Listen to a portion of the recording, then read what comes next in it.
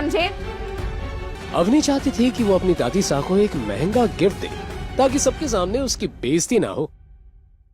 अवनी, आज शाम को जो गिफ्ट मिलेगा ना, उससे तुम्हारे साथ साथ दादी सा के भी होश उड़ जाएंगे, देख लेना। गौतम ने अवनी से तो कह दिया था, लेकिन उसके पास कोई प्लान नहीं था। वो एक ज्वेलरी शॉप के सामने जा पहुंचा। एक अंगूठी की तरफ देखकर वो कुछ सोच ही रहा था कि तभी अबे ओए, क्या देख रहा है? तू जानता भी यहाँ के एक एक जेवर की कीमत 5 लाख रुपए शुरू होती है। देख रहा हूँ। देखने में पैसे लगते हैं क्या? अच्छा, तो मारने के भी पैसे नहीं लगते। आया समझ में? आगे रे। गार्ड ने आंख देखा ना ताब और गौतम को धक्का दे दिया। जाना।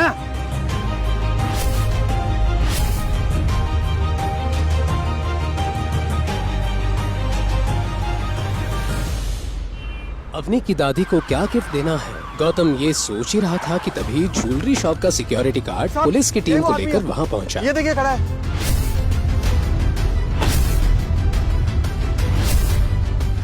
गिरफ्तार करो इस चोर को।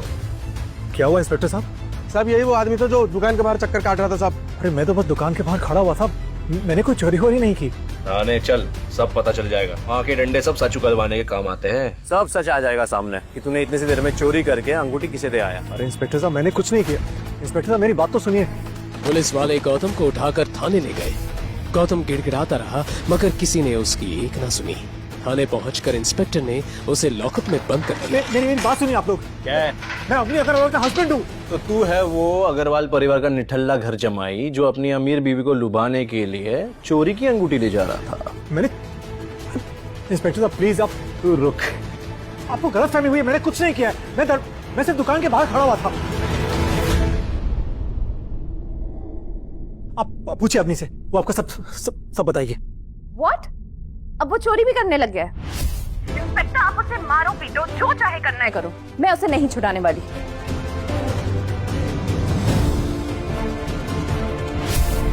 गौतम को भी अब समझ नहीं आ रहा था कि वो इस लॉकअप से कैसे निकलेगा। उधर इंस्पेक्टर भी उसकी एक भी बात सुनने को तैयार नहीं था और उसी से ज्वेलरी शॉप में चोरी हुई अंगूठी निकलवाने की जिद पर आ रहा था। इंस्पेक्टर एक मोटा डंडा लेकर गौतम को पीटने के लिए बढ़ा। तभी पीछे से एक कड़क आवाज आई, इंस्पेक्टर मारू। इंस्पेक्टर ने पलट कर देखा तो हैरान रह गया, वहाँ शहर का कमिश्नर खड़ा था। हमारी हिम्मत कैसे हुई? अपनी वर्दी अपनी सर्विस से नफरत हो गई क्या तुम्हें? सर ये तो चोर है सर।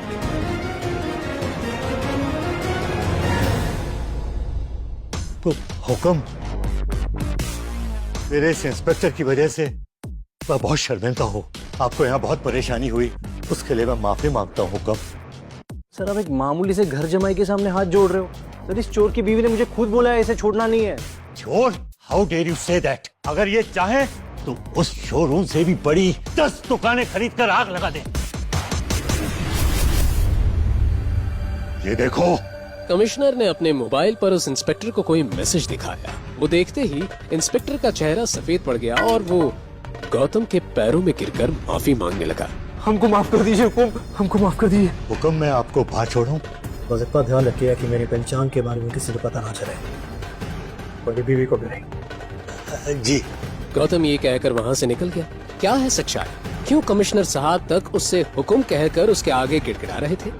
आगे एक ऐसा राज खुलेगा जो आपकी होश उड़ा देगा।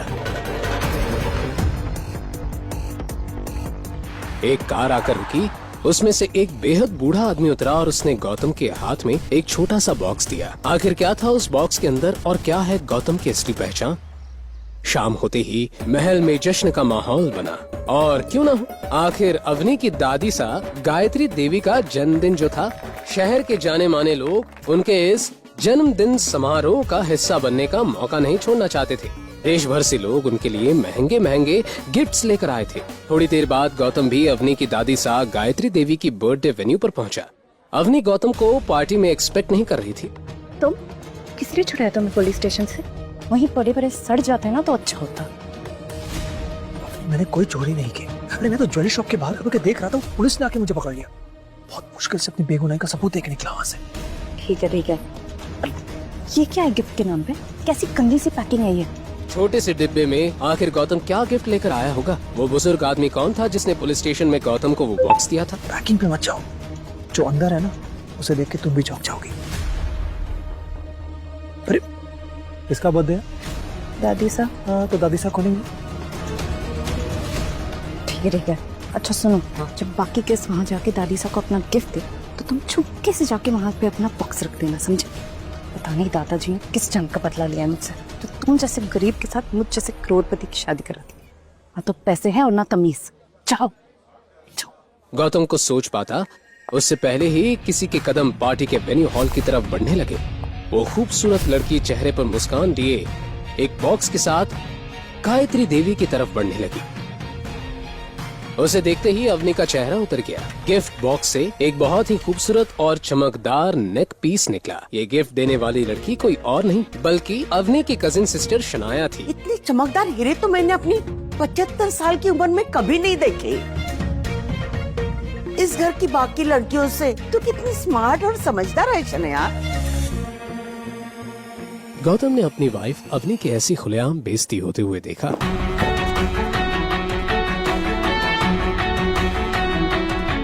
शनाया, वैसे ये डायमंड नेकलेस काफी महंगा होगा, नहीं? शनाया गौतम की बातों में छुपे व्यंग्य को समझ नहीं पाई। उसने अकड़ कर उस पेंडेंट का दाम जोर से बोला ताकि सब सुन सके। हाँ, 1.5 करोड़। 1.5 करोड़? इसका मतलब शनाया को ये डायमंड बेचने वाला उससे ज्यादा स्मार्ट निकला।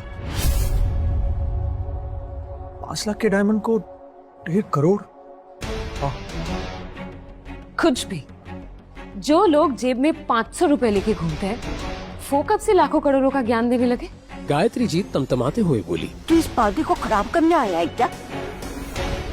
खुद तो निठल्ला आएगी, सबके सामने डायमंड का गलत दाम बताकर जानबूझकर मेरी पोती को बदनाम करना चाहता है। दादी साहब, आपको मुझ पर भरोसा नहीं है ना?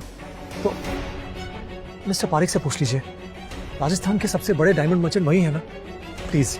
ना चाहते हुए भी गायत्री देवी को मिस्टर पारेख को उस डायमंड नेकलेस की जांच पड़ताल करने की अनुमति देनी पड़ी। मिस्टर पारेख ने वो डायमंड नेकलेस लिया और उसकी जांच करने लगे। कुछ देर उसे देखने के बाद उन्होंने कहा, किसी ने सस्ते डायमंड की महंगे डायमंड जैसी कटिंग करने की कोशिश की है। पारेख की पार की नजरें कभी धोखा नहीं खा सकती। किसी ने शनाया जी को ठग लिया है।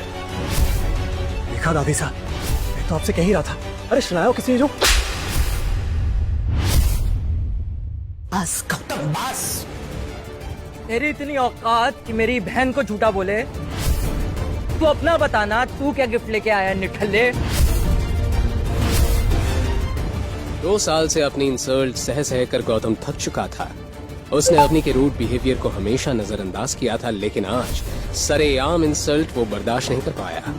उसने अपना गिफ्ट बॉक्स उठाया और गायत्री देवी की ओर बढ़ा।